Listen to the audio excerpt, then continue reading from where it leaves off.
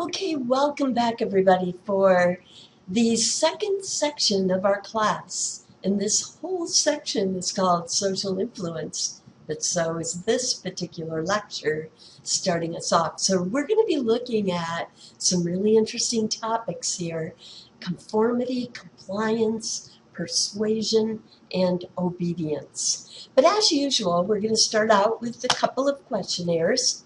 So if you haven't done these already, I know that some of you do these way before class even begins. But, if you haven't done them already, take your first one out, which is questionnaire number 5, and fill that out. When you get done, come back to this slide to score it.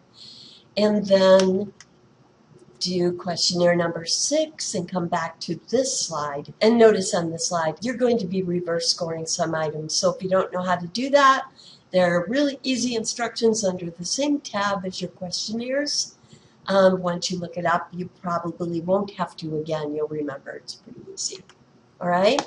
And also, we're also going to begin as normal with some thought questions. Questions I just want you to pause and think about. You can compare answers with someone else who's there with you, or just think about your own answer to these. So pause the video after each. The first 2 of these are true and false. First question: an effective way to get someone to do you a favor is to first make a request that is so ridiculously large that the person is sure to reject it. True or false? Next question: cult exit therapists use different and distinct social influence techniques to deprogram cult victims than cults use to program them. True or false? And the last question: what are some of the social influence techniques salespeople are trained to use? So in this lecture on social influence, we will look at these issues and more. Steve Hassan claims that a high-speed collision with a semi-truck nearly killed him and saved him. Steve was not just a Moonie, he was one of Reverend Moon's most fervent followers.